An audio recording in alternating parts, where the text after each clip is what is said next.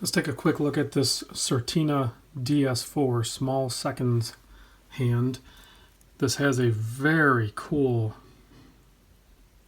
well done wave dial. I mean, I really like the dial and the small seconds with the interruption down there with the date right in there. Aesthetically, the dial on this just looks great. I think it works really well. Has a signed crown. Has a nice display back with their Certina Turtle black rotor there. This is a ETA, I think it's a 2825. That's how they get that small seconds hand. So it's kind of like a 2824, but I think it's a 2825 to get that small seconds. Sapphire crystal. Has this really nice bracelet. I really do like this bracelet. It's not thick, it's pretty thin, and it drapes really nice. It folds completely over onto the case back, and it has all those little links. So that must be a little bit more difficult to do in manufacturing. I'm not a big fan of butterfly clasp, but this one is done really nice. It's clean. I think I figured out the trick with the butterfly clasp. For me, I just have to make sure the watch is really loose. It has a nice wind to it, and then you can hack it and adjust the time, and then you have the date adjust.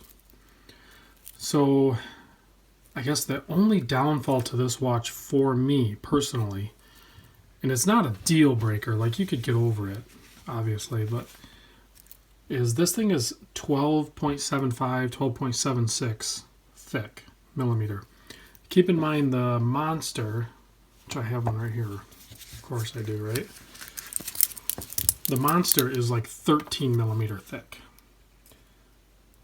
So they're very similar in thickness, okay? I would have rather have this be a lot thinner, and if that means a different movement, that's fine.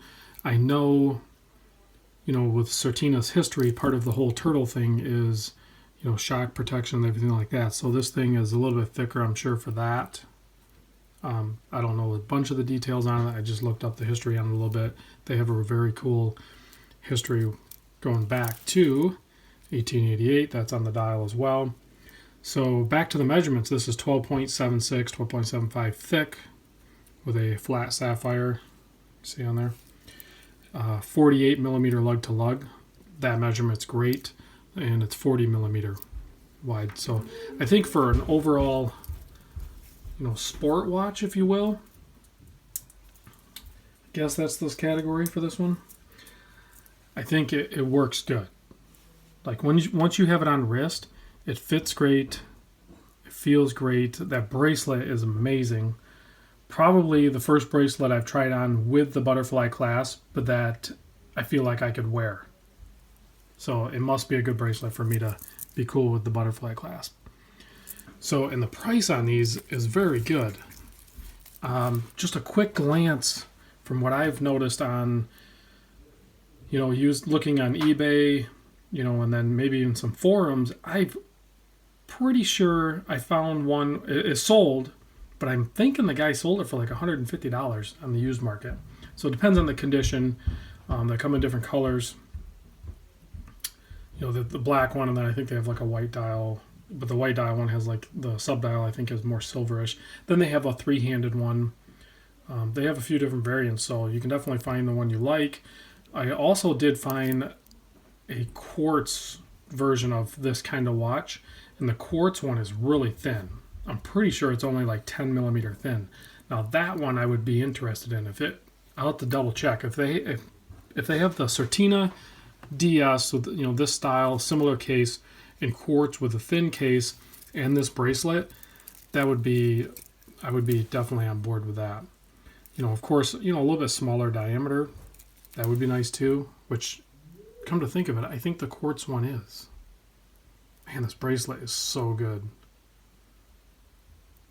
That is nice. So I just wanted to give you guys a quick look at this guy. Comes in a nice box, nothing crazy fancy or anything. Here is the hang tag for it with the part number. And just for kicks, why don't we see, I'm not expecting a miracle here. Let's take a look at the lube too, because there is some lube applied on here.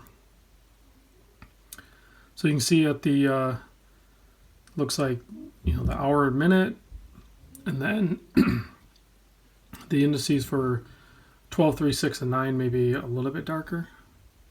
But to the naked eye, nothing exciting there. Which, you know, to be expected. It's not what kind of watch it is.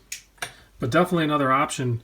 If you could pick one of these up for, say, in really good condition for around the $300 mark, I think you definitely have a contender for this style of watch. Let me know what you guys think.